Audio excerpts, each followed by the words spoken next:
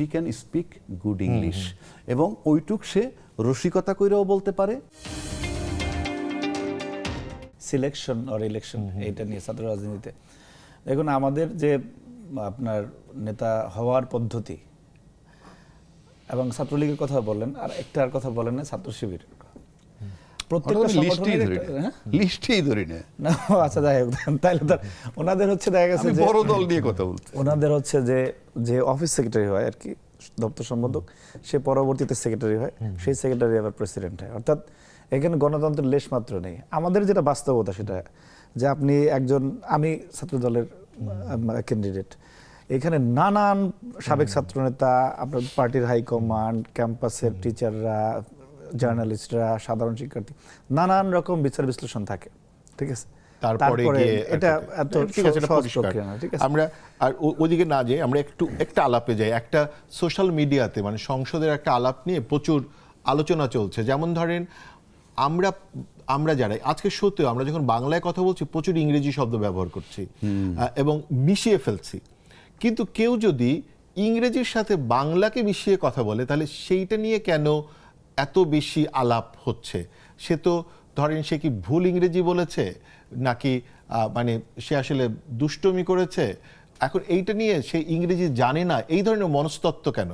কারণ এটার সাথে একটু বলে নেই, ছোটবেলায় আমার মনে আছে যে আমি ছোট জালঘাটির মতো একটা ছোট শহরে বড় হয়েছে, যেখানে চায়ের আড্ডায় একটা আলাপ শুনতাম, মানে শেখ হাসিনা ভালো ইংরেজি বলে নাকি খালেদা জিয়া ভালো ইংরেজি বলে, এটার আলাপ ছিল। এখন ইংরেজি ভালো বলা বা না বলা কি বড় নেতার লক্ষণ কিনা? আর এখন একজন সংসদ সদস্য ইংরেজির ভেতরে বাংলা বলেছে, সেটা নিয়ে আলাপ হচ্ছে। আমি এটা বড় করেই বললাম। এখন যদি আপনার মতামত চাই। শুনেন, বিষয়টা হচ্ছে যে আপনি বাংলাদেশের যে কোনো বিশ্ববিদ্যালয়ের শিক্ষক বলেন বা বিভিন্ন শ্রেণী পেশার বা সাংবাদিক বলেন, উচ্চশিক্ষিত বলেন, কাউকে যদি বলেন যে আপনি 5 মিনিট কথা বলেন অথবা 1 মিনিট কথা বলেন, সে এই বাংলা মানে 1 মিনিট বাংলায় কথা বলেন, এর মধ্যে ইংরেজি শব্দ চয়ন করবে না, 2-একটা ওয়ার্ড ঢুকবে না, আইদার সেন্টেন্স ঢুকবে না, এমন লোকের সংখ্যা খুবই কম, ঠিক আছে। তো আপনি বলেই দিলেন যে বাংলার মধ্যে যদি আপনি ইংরেজির সংমিশ্রণ করতে পারেন, অর্থাৎ ভাষা হচ্ছে এমন একটা বিষয় যে আপনি যেটা বোঝাতে চাইছেন সেইটা ঠিকমতো বোঝাতে পারছেন কিনা, সেটা হলো ভাষা, ঠিক আছে। এমনিতে এবং বাংলা ভাষায় তো অনেক মনে করেন সংস্কৃত এখানে হয়তো বা আপনি একটা রেফারেন্স মানে এটা অবশ্য আপনার দলেরই হয়ে যাবে, একজন ভূতপূর্ব স্বরাষ্ট্রমন্ত্রী একসময় ব্যবহার করতেন, উই আর লুকিং ফর শত্রুস।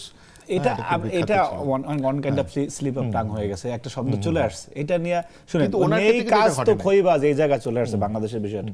আপনি এত সমস্যা সংকুল একটা দেশে অনেক আলোচনার বিষয় থাকে, অনেক কিছু নিয়ে রিসার্চের বিষয় থাকে, মানে কার্যকরী যে বিষয়গুলি দেশকে আগায় নেওয়ার, সেগুলি বাদ দিয়ে মনে করেন যে এখানে তো উনি তো কোনো ভুল শব্দ চয়ন করেন নাই কোনো। যদি আমি যেটা বললাম, আপনিও যেটি বললেন যে আপনি বাংলার সাথে ইংরেজি সংমিশ্রণ করতে পারলে, ইংরেজি বলতে গিয়ে যে বাংলা ঢুকাতে সমস্যা কি ভাই? এটা তো কোনো সমস্যা হতে পারে। আমি দেখি রাজ্যে কি ভাই কি মত। আমার ব্যক্তিগত ধারণা, আমি তাকে পার্সোনালি চিনি না, আমার ব্যক্তিগত ধারণা, আমি শুনছি তিনি ইংল্যান্ডে ছিলেন দীর্ঘদিন বা থাকেন। আমিও পার্সোনালি চিনি না, আমি ওনার ভিডিও দেখেছি। বাট উনি একটা পোরশন ইংরেজিতে কথা বলছে, সেটা আমি শুনছি। ওইটুক বলছে যে তাতে বোঝা যায় শি নোজ ইংলিশ, মানে তার প্রনাউন্সিয়েশন, বলার ঢং।